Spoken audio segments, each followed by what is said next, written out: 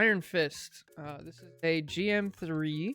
They say, what do I want to work on? In this game, I got SVP, but I think I might have not been able to dive correctly or when I needed to. Also, not peeling for my supports.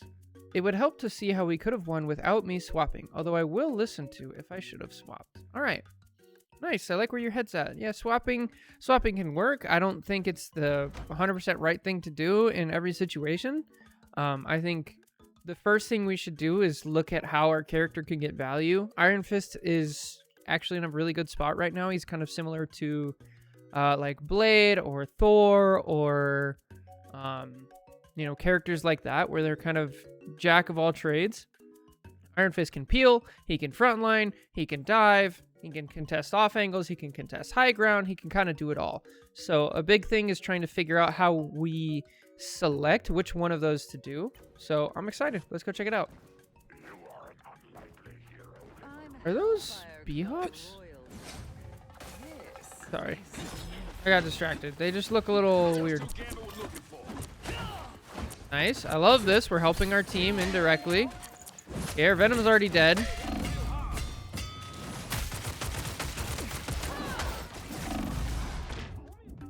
Okay, yeah, that's a bit too deep. So let's see. Let's take a second to watch. So, first of all, I like the idea of shooting the Groot wall. I think the better thing to do here is actually just to ping it. Because the amount of time that you have wasted, like, attacking this Groot wall, and then it only goes on a 12-second cooldown, right? Like, it's really not going to do much by yourself. If there's multiple people here, then we can. So, I like the idea. I don't think it's ended up being worth it, because Iron Fist is just too slow to break it. And then now we have to have the understanding of like a couple things. First of all, we're already low. We've already used our block and we're behind enemy lines. So our shift is going to be, let's say, not 100% reliable, right? So if we try to shift out right here, we're actually just going to hit the Groot and be stuck. Plus our Venom died. So it feels like we're not very aware of the situation around us. The other thing is, if we look at our positioning, like we have a Groot in front of us, and then we have these two attacking from behind and these two attacking from behind. So we've like sandwiched ourselves in a really bad spot. So hopefully, this is the beginning. You know, sometimes we have to limit test and kind of see. So hopefully we see a change of play style.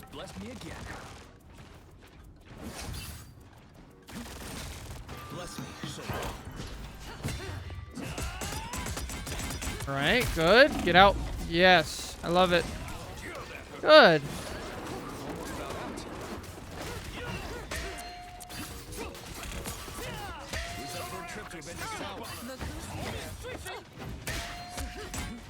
Great. Nice.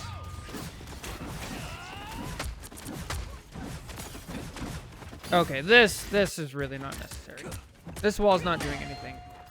And we had so much advantage. We did such a good job of like we forced the Angela out, right? We forced the Angela out. Now we're fighting in a team fight. I think we have a lot of momentum going.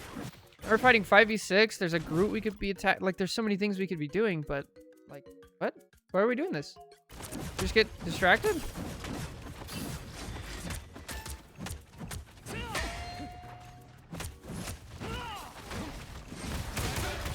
And like in that time, that was enough for us to lose advantage. It's like, think of all the things you could have been doing here instead of over here. You could be up contesting high ground, and then the Star-Lord, instead of shooting at your torch, they shoot at you. You could be down here fighting the Groot, and like, look how low health he is. Like, you could probably delete this Groot. You could be back on supports, right? Like, you just waste time. I don't get it. Maybe we can figure it out if it's a habit that continues.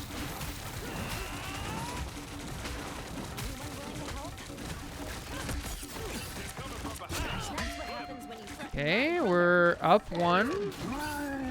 They have a Groot ult. I jump down and block. Ah, no, we don't go in.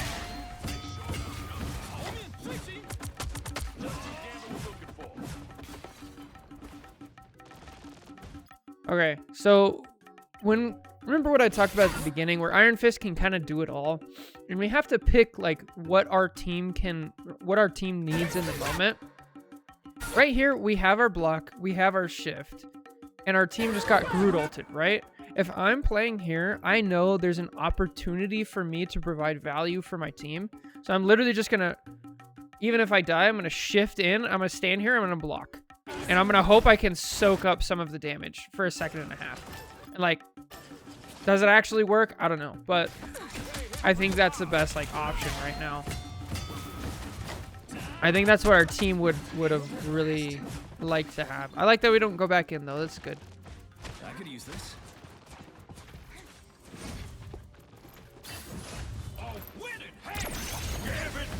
Get in, nice. Okay, they have a Gambit ult.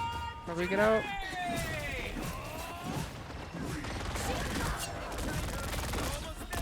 Nice. Okay, do we keep track of it? Do we know we're down one? Okay, now they have a Psylocke ult. We're still down.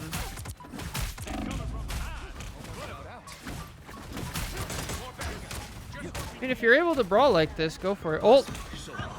Okay, we're gonna heal first, that's fine. Oh, that's unfortunate. Okay.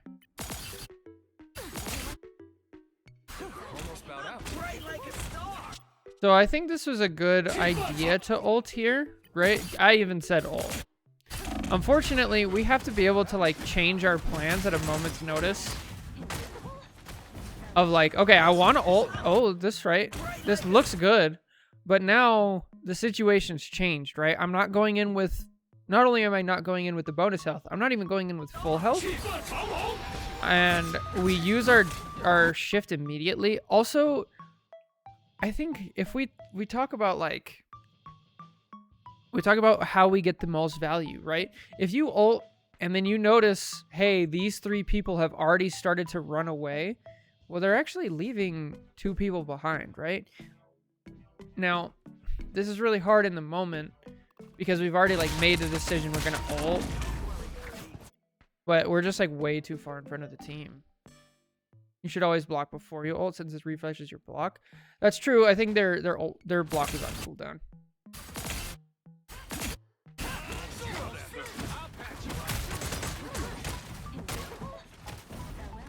Yeah, it was on cooldown for you.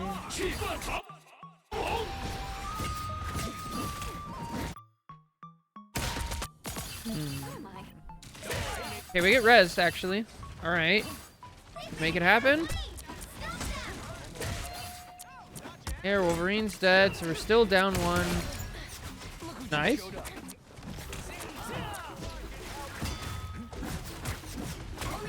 Okay.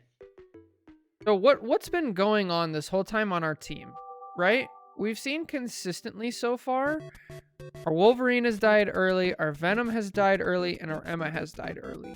So what does that kind of suggest? If you're paying attention on your team and you see that, so that suggests to me that your front line is kind of getting demolished, okay? So how do we deal with the front line getting demolished? As Iron Fist, we have a couple options.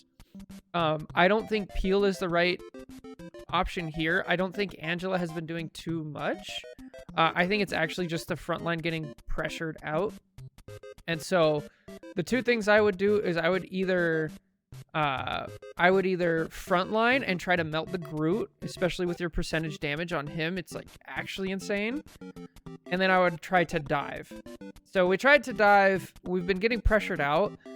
Now there's different ways to go about diving, right? So you're in GM, so I'm sorry if I'm over-explaining this, but for anybody else, so the goal of a dive, right? If you're here and you're trying to dive onto the enemy supports, the goal is to get these supports to stop healing the front line, so that way your front line can push in and either kill the tank or take space and push them back, right? Now, how do we get them to stop healing? The first and obvious one that everybody thinks of is like, oh, if you kill them, they stop healing. The great thing is you don't actually have to fully kill them. You can actually just distract them enough to get them to look away, to to get them to look away long enough to get your team to feel pressure. So with that in mind, we have to like try to dive and see what we can get. So what you want to do is you want to kind of limit test. You dive in and you see, okay, not only do I think what happened earlier is both supports started attacking you. I think the Groot started attacking you, and I think the Psylocke, right? So right away in your head, I'm like, okay, I'm a diver. I'm getting attacked by 4 people. So I'm probably not going to get a kill and live. I probably won't even get a kill. So instead, I'm going to switch to the look at me strategy, where I'm going to be like, okay, if 4 people want to peel, I'm going to run over here. I'm going to be an annoying mosquito. I'm going to hit him a couple times. I'm going to have all 4 people peel, and then I'm going to dash out, and then they're going to look away, and then I'm going to come back in, and I'm going to make them look at me, right?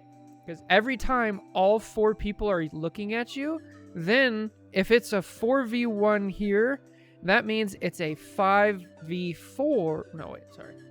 The 5v2, which is like huge value for your team. And obviously it's not that simple because it's a 5v6 for a couple seconds, and then it's a 4v2 and 5v2,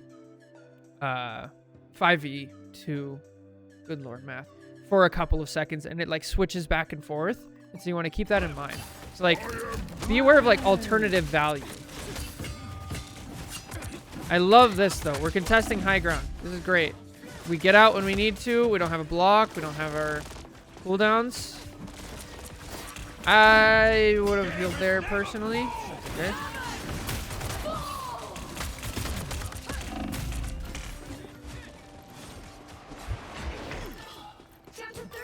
okay. Okay.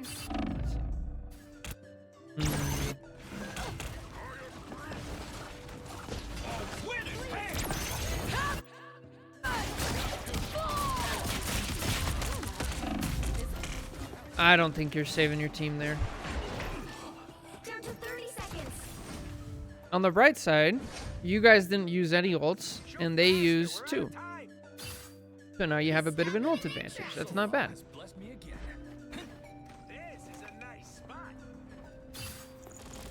Good. Yes, we're taking high ground. Holy. All right, we traded DPS for DPS. We have res beacon. Our spawn levels are closer. That's good. Oh, find the right target. Okay.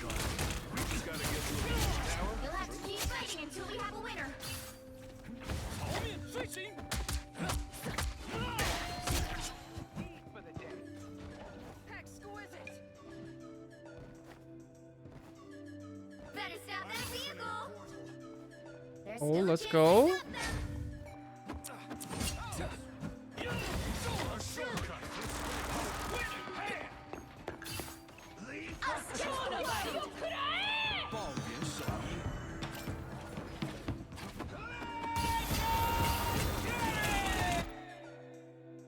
Okay.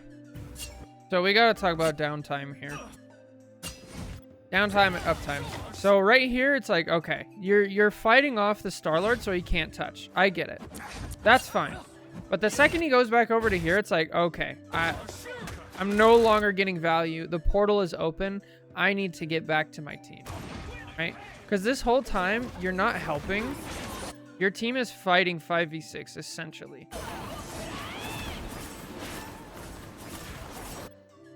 And like, if you're in here, you can block up some of the Psylocke damage. You can be helping your team. But we're just I feel like we're just unaware of what is going on with our team.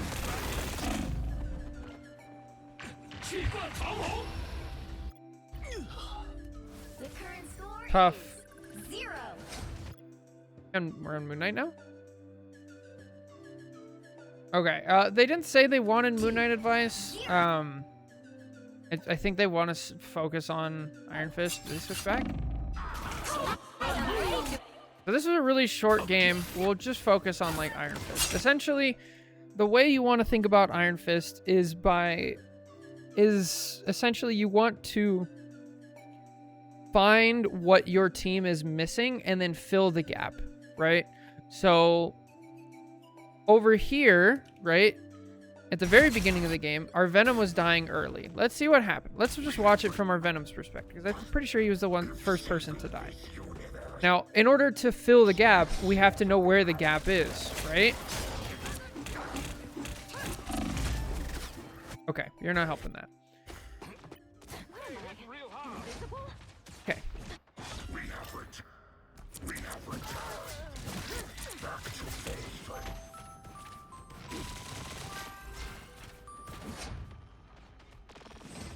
I don't know if this is actually going to be fruitful. So the other thing to keep in mind is 20% of games just straight up are unwinnable, and that's okay. But even in the 20% of games that are unwinnable, oh, here we go. Here we go.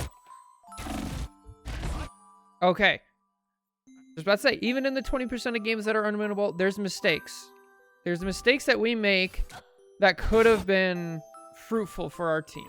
Now, what are we doing here? We're peeling off an Angela and we're fighting for high ground. Is that valuable? Absolutely. We're trying really hard, but unfortunately, we're fighting 1v3, and so we lose the high ground. That happened.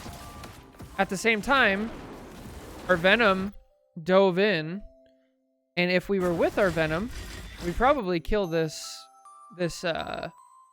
cloak, right? And so as Iron Fist, like, you really have to be paying attention to what is the optimal thing here. Is we've already like kind of cleared the high ground, we know. So is attacking an Angela here? Yeah, this is probably good value, but there's other value we could be getting.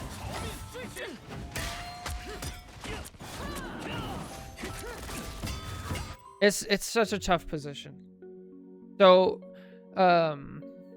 yeah, just pay more attention to like what your team is doing and what gaps that your team needs. If you've made it this far, I'm sure you understand like peel responsibility. Like, when is it good to peel? When is it good to frontline? When is it good to dive? And then I want you to be super aware of that based on what your team is, not only their team composition, but also how the team is playing, right? If you notice everybody's really scattered, you're like, why is everybody really scattered? Oh, they have an Angela, a Psylocke, and a Star-Lord who are all on high ground, right? Then it's like, okay, I'm going to try my best to contest high ground. And then, which is what you were trying to do. Since that didn't work and you're fighting 1v3, it's like, okay, I'm going to let them have the high ground.